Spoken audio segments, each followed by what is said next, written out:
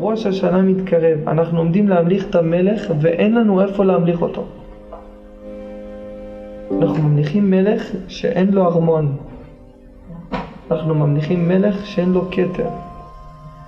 זה בן אדם שמתקרב ראש השנה צריך להזדעזע מזה ולראות מזה איך אני ממליך מלך שאין לי כתר לתת לו, איך אני ממליך מלך שאין לי ארמון לתת לו לשבת בתוכו. מה אני יכול לעשות שבראש השנה הזה ובשנה הזאת אני אבטיח למלך שלי שעד שנה הבאה אני אתן לו כתר וארמון לשבת בתוכו. זה משמעות של ראש השנה, לכן ראש השנה עולה כמספר בית המקדש. אתם יודעים, אף אחד לא יודע בגדולת נשמותינו, אנחנו כל יהודי ויהודי הנשמה עצום מאוד מאוד, אין תפיסה בגדולת הנשמות. אנחנו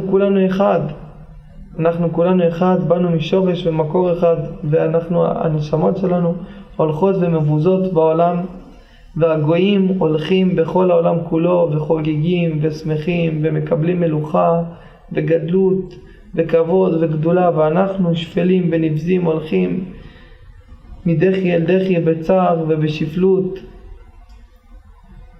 ואנחנו שואלים עד מתי? וגם השנה הזאת עוברת.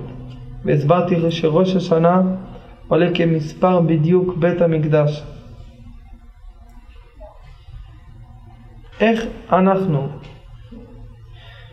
יכולים להיות בלי ארמונו של המלך ובלי המלך שמתגלה בעולם? אין שום מטרה בכל העולם ובכל הבריאה כולה שהמלך לא יהיה בארמון שלו ואנחנו לא נראה את המלכות של המלך. עברנו הרבה מלחמות במשך כל הדורות. חזקיהו מלך יהודה וכל המלכים שהיו, ושלמה המלך ודוד מלך ישראל וכל המלכים שנלחמו, ושמשון הגיבור. כל אחד שלחם מלחמות השם היה רק בשביל שהשם ימלוך לבדו, והמלכות של השם תלך ותישאר לנצח, וכולם ידעו שהשם מלך וימליכו אותו ויהיה לו נחת רוח וגילוי אלוקות. אף אחד אסור לו לשכוח את אותו נס ופלא שהשם עושה איתנו כל יום ויום, שהוא משאיר אותנו חיים וקיימים. המלכות שלו לא מתגלת בעולם, אבל אנחנו מתגלים בעולם, ואנחנו יודעים על פי התורה הקדושה ועל פי כל הנבואות שהשם ברא את העולם בשביל מלכותו יתברך, בשביל להתגלות בעולם ולהיטיב לנבראים שימליכו ויעללו את שמו הגדול. וברגע שאנחנו רואים שהמלכות של השם לא מתגלת, זה אומר שלא מקיימים את הציווי של הבורא יתברך. אם לא מקיימים את הציווי של הבורא יתברך, אז לא צריך להגיד מה ראוי להיות בכל העולם כולו. והשם יתברך אף על פי כן ברחמיו המרובים וחסדיו העצומים זן ומפרנס את כל הברואים ואת כל העולם בגלל מידת רחמנותו יתברך, שאף על פי שחוטאים ומתרחקים כמה הוא רחמן מלא רחמים לרחם עלינו, שאף על פי שהכבוד שלו והגדולה שלו והמלכות שלו לא מתגלית, אף על פי כן השם יתברך מעריך אפו על כל מה שאנחנו עוברים, וכן חפץ להתגלות בעולם, ומתגלה אצל הצדיקים האמיתיים, הקדושים והטהורים, ששם עיקר התגלות כבודו של השם יתברך, אצל הצדיקים הקדושים. וזה בפרט ראש השנה, ששם מתגלה כבודו של השם יתברך ברוב עם הדרת מלך, ובתקווה ואמונה שהראש השנה יאיר את כל העולם כולו לגילוי אלוקות של השם יתברך, שהשם יתברך יתגלה כמלך, שכל העולם כולו ידע שהוא מלך. אנחנו נמצאים בתוך הדלת אמות, כל אחד מאיתנו חושב על דלת אמותיו. תדעו לכם, אין פספוס יותר גדול מזה שעברה תשע"ב, עוד מעט, היא עוד לא עברה. נשאר לנו עוד קצת. הקצת שנשאר לנו בימים האלו לקראת תשע"ג זה רק שאולי השנה הזאת לא נפספס ונראה נחת רוח לאלוקי ישראל. נראה נחת רוח למי שברא אותנו, יצר אותנו ועשה אותנו והביא אותנו לעולם, והמשיך אותנו בתקווה שאנחנו נעשה את מה שהמשיכו אבות אבותינו לפנינו בעולם. אנחנו כולנו חיילים בצבא השם, נשלחנו לפה לעולם בשביל להמליך את השם. באף מועד וזמן וחג בשנה וכל התוועדות וכל מה שיש במשך השנה אנחנו לא ממליכים את השם. זה לא כמו כיפור. כיפור אנחנו רק מבקשים סליחתו, מחילתו, תופעתו, שיסלח ומחל ויכפר. ראש השנה מתגלה השם יתברך כמלך כל העולם. ומתחילים לדבר אליו בלשונות של כבוד ומלכות ויראה ואימתה ופחד. ואנחנו אומרים ומזדעזעים, ראש השנה מתקרב, אנחנו עומדים להמליך את המלך ואין לנו איפה להמליך אותו. אנחנו ממליכים מלך שאין לו ארמון. אנחנו ממליכים מלך שאין לו כתר. זה בן אדם שמתקרב ראש השנה צריך להזדעזע מזה ולראות מזה איך אני ממליך מלך שאין לי כתר לתת לו, איך אני ממליך מלך שאין לי ארמון לתת לו לשבת בתוכו. מה אני יכול לעשות שבראש השנה הזה ובשנה הזאת אני אבטיח למלך שלי שעד שנה הבאה אני אתן לו כתר וארמון לשבת בתוכו. זה משמעות של ראש השנה. לכן ראש השנה עולה כמספר בית המקדש. אסור לנו לשכוח את הנס ואת הפלא שעושה איתנו השם בכל יום שמחיה אותנו. וזה מה שכתוב בתהילים אחרי זה, באותו פסוק, ויזכרו כי אלוקים צורם, ואז מתקיים ואל עליון גואלם. אם מתקיים אותו דבר, אם ויזכרו כי אלוקים צורם, אם אנחנו נזכור את זה, שהאלוקים הוא זה שיצר אותנו, כל אחד טוב שיקרא כל יום פרק ע"ח בתהילים עד ראש השנה. תקראו אותו עד ראש השנה כל יום פרק ע"ח בתהילים, תתבוננו בכל תיבה ותיבה ותסתכלו כמה השם יתברך מוכיח אותנו וחפץ בהתגלות מלכותו עלינו. זה נראה לנו חיים שהשם נמצא לו בשמיים ואנחנו רק מרגישים אותו בהחזות ודמיון ומדמה, או כמו שהוא היה עם כל הצדיקים והתנאים ואבות אבותינו שהיה הולך ונפתחים השמיים ורואים גילוי כבודו ורואים אותו כמלך ולוחם לנו מלחמות ומוציא אותנו ממצרים ורואים אש וברד, וכל אחד מרים את העיניים לשמיים ומדבר איתו והשם עונה לו ומקרב אותו ומקרב אותו ואוהב אותו ואמרה לו גילוי אלוקות, וכבר שר כל הפחד והאימה והחרדה והמהומה והשיגעון והבעלה, כל השם מסיר מאיתנו ונותן לנו לב חדש ומוח חדש וקרבה אליו. איפה הימים האלו? מתי נראה את אותו יום הזה? מתי נראה את הימים האלו? את אותם ימים שאנחנו צריכים לעשות למען השם. כמו שהסברתי שזהו בעזרת השם עוד מעט אני אוציא את זה לאור, את הספר הקטן שחיברתי רק על מה חובתו של האדם בעולמו. כל אחד סובר שהוא בא לעולם בתפקידו של השם יתברך לתת לו מה השם נותן לי. זה מה שאדם חושב. אבל אדם לא מבין שהוא בא בשביל מה אני אתן להשם. השם רוצה לראות מהלב שלי מה אני עושה באמת בשביל מלכותו, בשביל כבודו, שהוא יתגלה כמלך וכל הברואים כולם ידעו שהוא מלך לבדו, ותיפסק מלכות בשר ודם של כל המלכים והנשיאים והקיסרים. ואנחנו לא מבינים כמה אנחנו צריכים לבקש מהשם שימלוך עלינו לבדו ולא תהיה שום מלכות לבשר ודם. ואם בכלל לא מבינים באיזה גודל גלות אנחנו נמצאים, גודל של גלות נוראה, עצומה ואיומה, גודל של גלות ללא קירוב, ללא התבוננות, איפה אנחנו נמצאים בכלל. עם השנה הזאת, ויש בכוחנו, אין באף כוח אחר. כל מי שחי, אנחנו חיים, יש לנו אפשרות לחיות, אנחנו חיים. אם כל אחד מאיתנו חי, זה סימן שהוא נשלח להביא את הגאולה.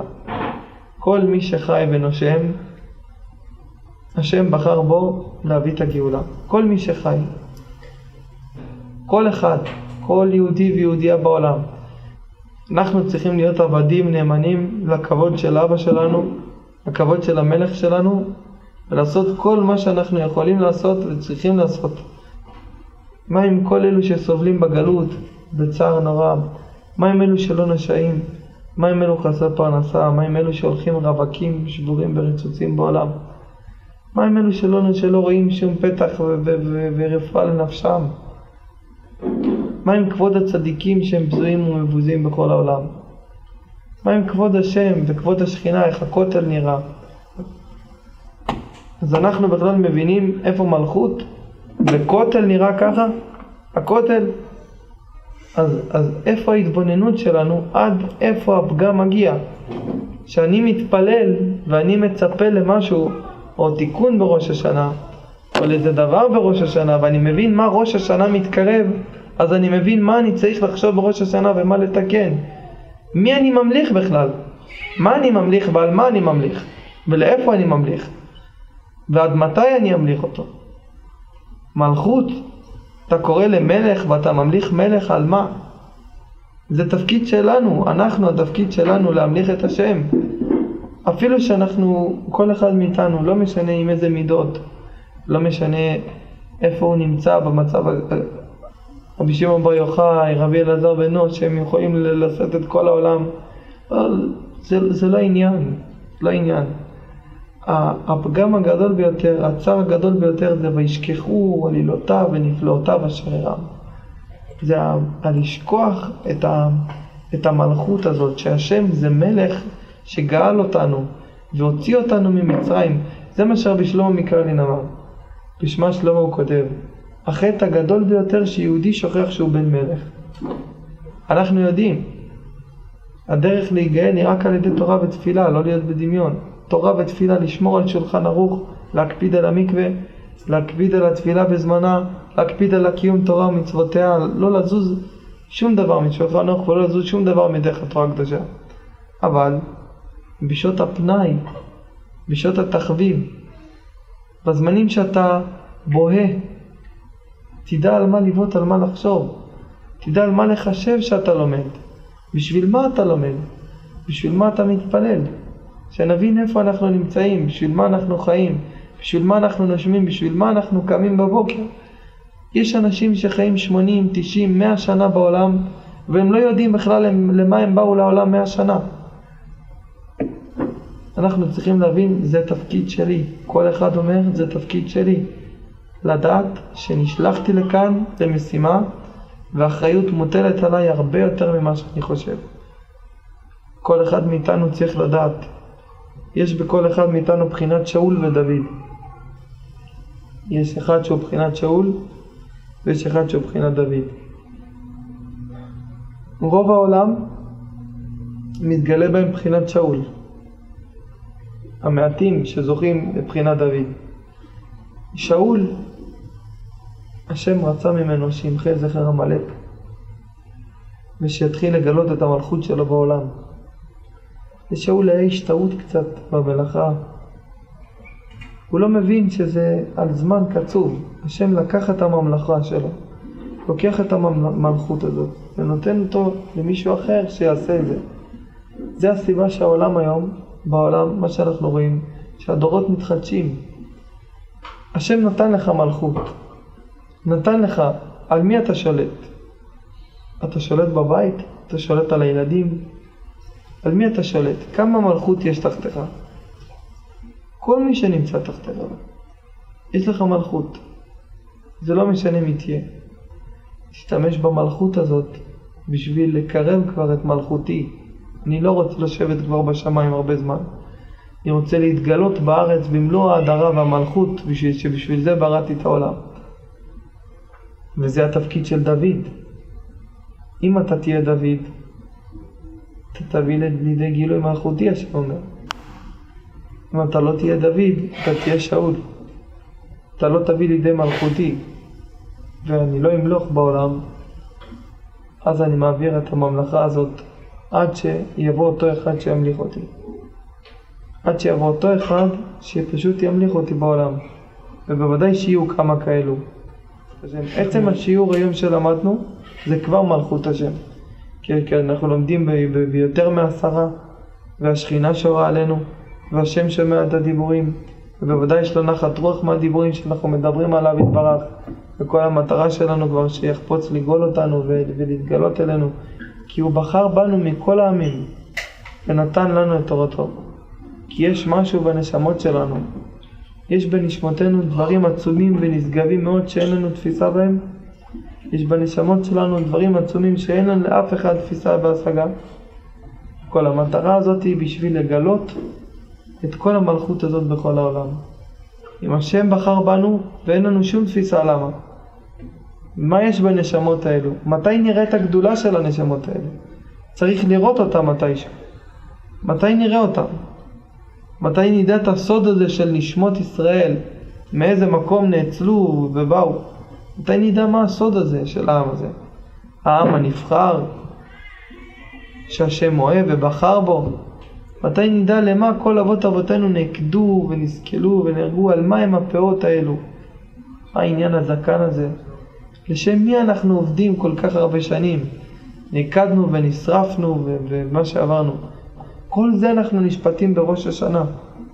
האם הוא מוציא את הווילון והתגלה לנו, או שהמשיך לשים וילון לשנה הבאה? ראש השנה זה משפט. האם המלך יגלה את המלכות שלו, או שהמלך ישאיר את עצמו מאחורי הווילון? שיהיה ציור אלוקותו, יתגלה בעולם כולו, שכל העולם יראה מי זה. כי העולם עכשיו לא רואים את הגילוי האלוקות שלו, לא רואים את החקיקה של הבריאה בעולם. לא רואים על הים י' כו' כבריש גלי, רק הצדיקים רואים. לא רואים את הגילוי האלוקות בעיניים.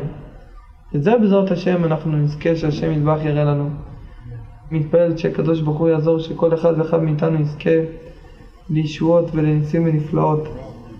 ושהשם יברך כל אחד ואחד. שנזכה כולנו לזכור, תמיד לזכור.